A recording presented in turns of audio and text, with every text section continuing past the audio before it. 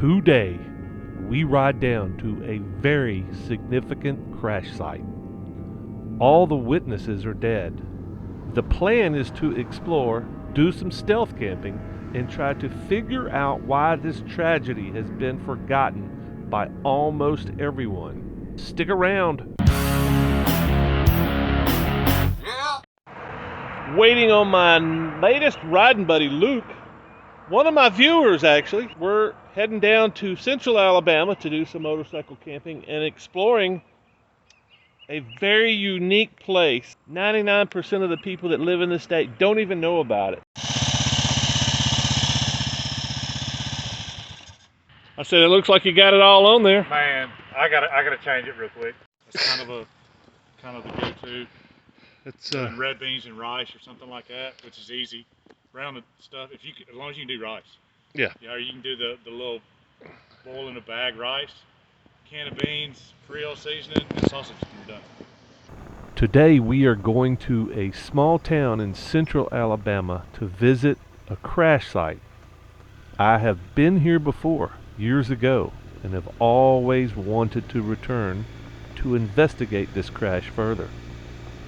Funny thing, nobody in Alabama knew about the crash then, and very few people know about it today.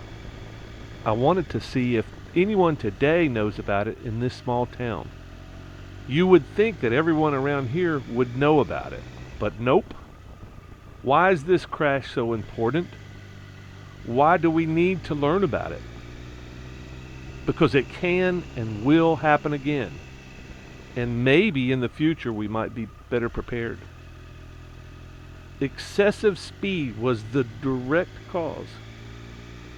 There were no survivors. All the eyewitnesses died in the crash. But a few folks around here are still talking about it. Many are concerned this crash could happen again, but nobody has any solid ideas how to prevent it. People around the world know about this crash, but I have never spoken to anyone from Alabama that knew about it before I brought it up. We're going to change that today. This ridge that we are riding on is very significant. It is not only a key component in this mystery, but it is also the site of our stealth camp for the evening.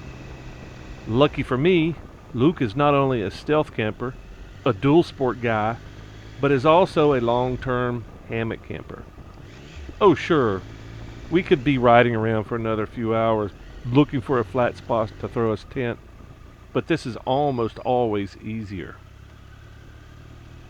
It did not take us very long to find a good spot to get off the road, but not just a good spot. This was an excellent spot. The last time I came up here, there were no pavement. This was all a dirt road, but now looking back on it with all the holes in the pavement, it seemed like it would probably have been a better idea to have some dirt up here. A little bit slipperier, a little bit muddy, but yeah, I prefer dirt in situations like this. I don't dent my rims that way. And this is a very interesting overlook that we're passing here, and it didn't take us long here, stopping earlier, to find this little trail to get our bikes well off the road, so we weren't disturbed for the evening. Turned out to be a pretty cool spot, but since we were clearly on private property of some sort, fires were out of the question. Maybe next time we can find a more appropriate spot.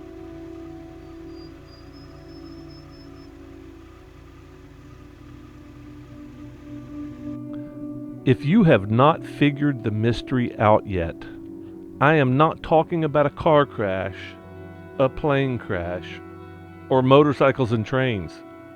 I'm talking about a big-ass meteor crash 85 million years ago. Yep, this crash was before the bigger crash that may have wiped out the dinosaurs. There were dinosaurs around here then, but every critter that witnessed this crash is gone. Maybe the most interesting fact about the impact is that 85 million years ago, this entire section of Earth, Wetumpka and all of Alabama, was underwater. A vast inland sea covered everything to a depth of 100 feet or more. So the witnesses back then were fish. The meteor came in from the northeast at about a 45-degree angle and made this mountain we are camping on. The crater, heavily eroded, is almost 5 miles across. So earth and space rock was ejected for miles. And when the dust and salt water settled, a 700-foot tall, horseshoe-shaped mountain was left casting a shadow over the ocean. Millions of years later, continental drift and uplift emptied the inland sea and exposed the formation we see today. And we camp tonight on top of Bald Knob and tell stories. If you guys don't know Luke's brand new on a live stream. What do you think? And no, I'm not taking off my clothes. And the inland ocean here that covered Alabama and much of the United States back then. And it hit in the water and pushed up earth, kind of like what you're seeing there. And we're on the rim. I'll go over here and get a shot of this graphic here. I wish it had a shot that showed the line of what you're looking at right there. So that's kind of what the crater looks like. And we're going to be looking back in that direction. So we're going to be looking. Looks right across here somewhere. I think we're looking that way. So yeah, that's this is south. the road we came up, Jasmine Hill Gardens. Remember Okay, that? yep. I showed you that, and then the Fire Tower Road. That's the roads I recognized, and I was like, hey, this is. But as we're looking down through here, it looks like there's another mountain out there in the distance, but it's all uplifted earth. So it goes down sharply here and goes back up, and then it does these ripples all the way across. Kind of, it's really hard to see there. I'll try to do a better job of it when I make the final video, but that's where we're at. That's where we're camping tonight.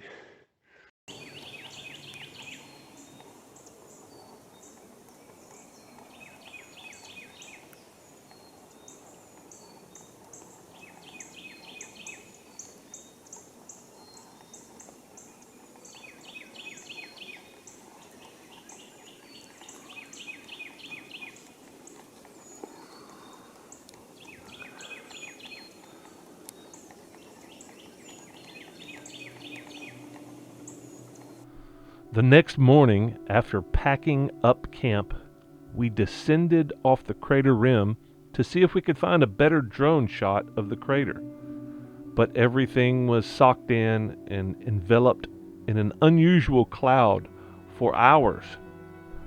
Despite the fact that a cloud had settled into the crater and prevented me from getting a wonderful shot from atop the crater, descended down onto the other side of the bridge, facing the cloud. Luckily, I was able to get a shot of the river and the rocks that give this town its name. The name Wetumpka is derived from the Indian words wiwa, water, and tumka, rumbling. So rumbling waters, that's what the Indians called this town. And you can see the rocks on the opposite side of the banks. They're all crumbled and pointing towards the crater. So the water rumbling over those weird shaped rocks, what gives the town its name. Even the natives knew this place was special hundreds of years ago. They probably just did not know why.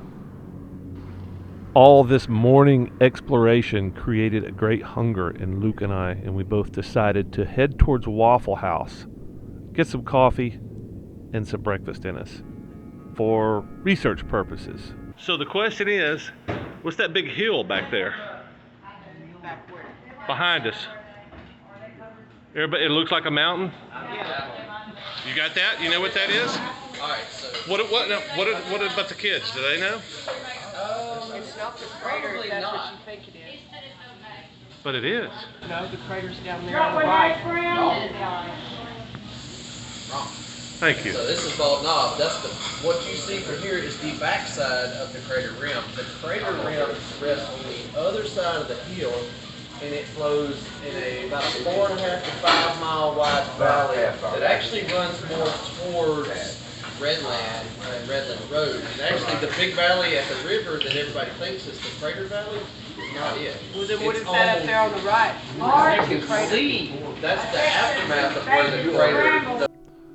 The bottom line is I had a blast exploring this ancient history and the geology of this magnificent place that so few people know about.